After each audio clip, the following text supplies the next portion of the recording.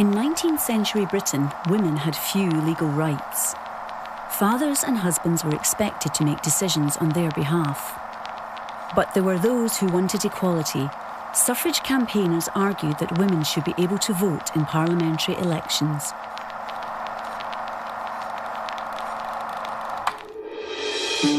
One of the leading activists was Emmeline Pankhurst, founder of the Women's Social and Political Union. Deeds, not words.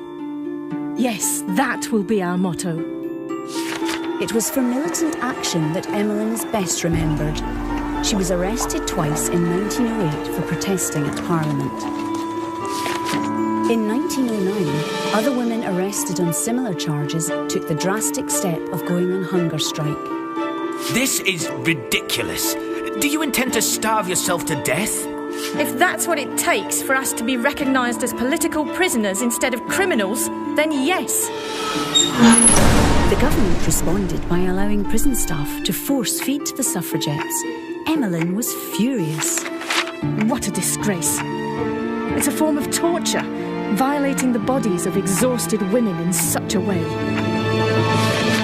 In 1910, a committee was formed by a group of MPs who wanted to give women the vote. Our country needs unity at a time like this, so we must work together to resolve this issue. In return, the WSPU agreed to suspend their more militant actions. A bill was drafted, but the only women to get the vote would be unmarried property owners. Emmeline was privately critical, and in the end, the bill was dropped. On November the 10th, Emmeline led a protest at Parliament. The police response was brutal. 4 days later, there was a similar demonstration. There were over 150 arrests, and Emmeline's sister died from her injuries. In 1912, the WSPU intensified the struggle by attacking private property. Emmeline was arrested for smashing the Prime Minister's windows in Downing Street.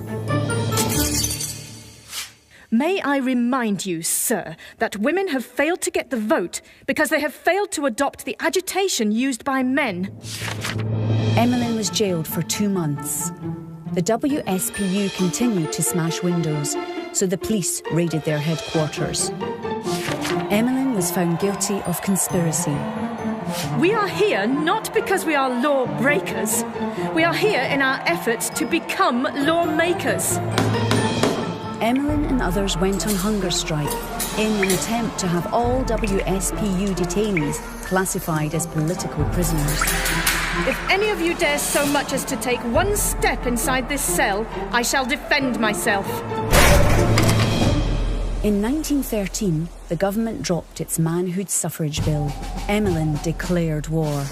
Golf clubs are for men of privilege, so let it burn!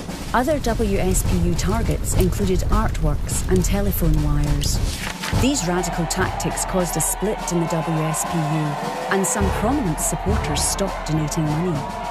Emmeline was found guilty of inciting these activities.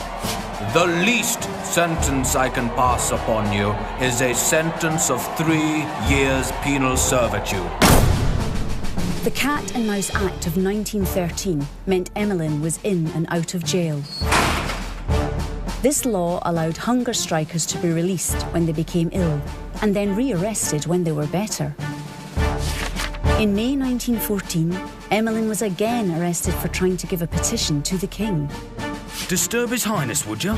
Well, we'll see about that. 3 months later, the First World War broke out. Give the bloomin' Germans what for, lads!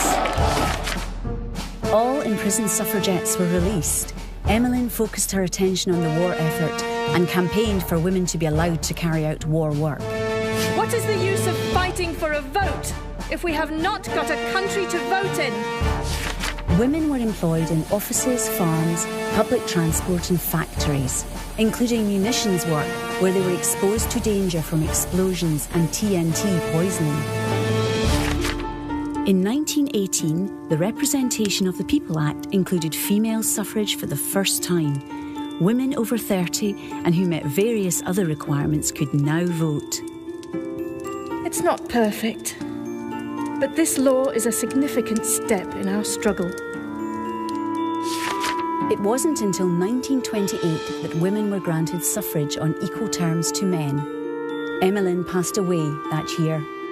But outside the Parliament, where she protested so vigorously, a statue marks her life's work.